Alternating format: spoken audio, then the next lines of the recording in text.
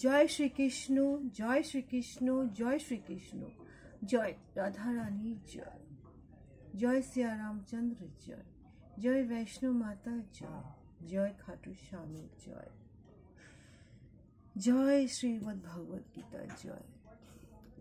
এই শ্রীমদ্ ভগবদ গীতার পড়ার আমার একটি উদ্দেশ্য, যারা শ্রীমদ্ ভগবদ গীতা পড়তে পারেন না, তাদের কাছে পড়ার সময় নেই, যা ক্ষমতা যেতে নেই, যারা পড়তে পারছেন না, আমার মা বাবাদের মতন হাজারো হাজারো লোক আছে, ওদের সবার জন্য, তারা কার লাগে যেন শুনুন। কৃষ্ণ নাম করুন, কৃষ্ণ নাম এই যুগে সব থেকে বড় নাম। ও নাম ছাড়া আর কোনো নাম নেই, কোনো গতি নেই, শুধু কৃষ্ণ নাম। হরে কৃষ্ণ, হরে কৃষ্ণ, হরে কৃষ্ণ। কৃষ্ণ নামের মহিমা বড় মহিময়, কৃষ্ণ নাম বড় যে মধুর। যেজন কৃষ্ণ নাম করে, শ্রীকৃষ্ণ তাকে তার প্রজারূপে তাকে স্থান দেয় তার রাজ্যে, সেই রাজ্যে যেখানকার রাজা হচ্ছে কৃষ্ণ। জয় শ্রীকৃষ্ণ, জয় শ্রীকৃষ্ণ, জয় শ্রীকৃষ্ণ। আজ আমি শ্রীমদ্ ভগবদ গীতার 4th অধ্যায় জ্ঞান যোগ শ্লোক 11 পাঠ করছি। ये यथा माम प्रपद्यन्ते तान तथा एवः अहम मम वर्तम अनुवर्तन्ते मनुष्यः पार्थः सर्वशः।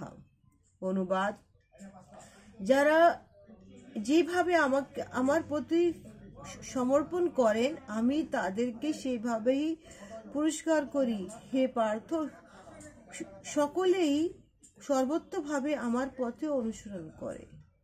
আমি বললাম না, কৃষ্ণ রাজা, সে রাজা। যারাই কৃষ্ণ নাম নেবে, যারাই কৃষ্ণর প্রতি সমর্পিত হবে, কৃষ্ণ তাদেরকে তার রাজ্যে ডেকে নেবে। কৃষ্ণের রাজ্যে যাওয়ার সুযোগ মানে হচ্ছে সেই সমস্ত কিছু পাপ, পুণ্য, মোহ, মায়া, মোক্ষ সবকিছু ছেড়ে দিয়ে সে কৃষ্ণর কাছে চলে গেল। তার মানে কি, কৃষ্ণতে বড় সত্তা এই পৃথিবীতে, এই ব্রহ্মাণ্ডে কোথাও নেই। কৃষ্ণর নাম, কৃষ্ণ হচ্ছে রাজা।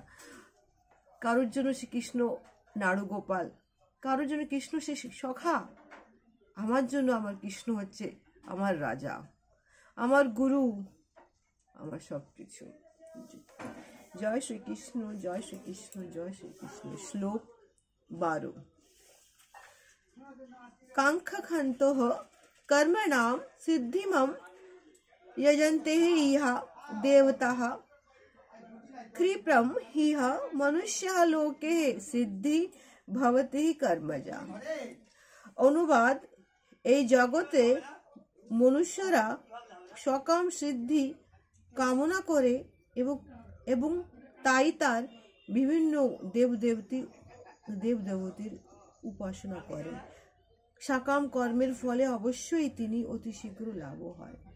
এখানে ঠাকুর বোঝাতে চেয়েছে কি, তুমি যেখানেই পুজো করো, যাকেই ডাকো না কেন, শেষমেশ আমি আসি, আমি এসে তোমাকে উদ্ধার করে নিয়ে চলে যাই। এখানে ভগবান এটাও বলছেন কি, শ্রীকৃষ্ণের প্রতি যে অন্বেষণ করা, মানুষের বিভিন্ন দৃষ্টি হতেই পারে। পরমেশ্বর ভগবান শ্রীকৃষ্ণ তার নিবেশে ব্রহ্মজ্যোতি রূপে এবং অনুপরমাণু সহ সর্বভুক্তে বিরাজমান পরমাত্মা স্বরূপ সব রূপে উপলব্ধি করা যায় না, কিন্তু তার শুদ্ধ ভক্তরাই কেবল কৃষ্ণ ভক্তকে পূর্ণরূপে উপলব্ধি করতে পারেন। তার মানে এটাই বোঝা যাচ্ছে কি, ভগবান যে শ্রীকৃষ্ণ হচ্ছে সবার উপরে। শ্রীকৃষ্ণ ছাড়া এই জগতে আর কিচ্ছু নেই, কিচ্ছু নেই, কিচ্ছু নেই।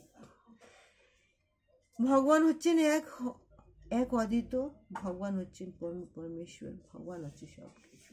জয় শ্রীকৃষ্ণ, জয় শ্রীকৃষ্ণ, জয় শ্রীকৃষ্ণ।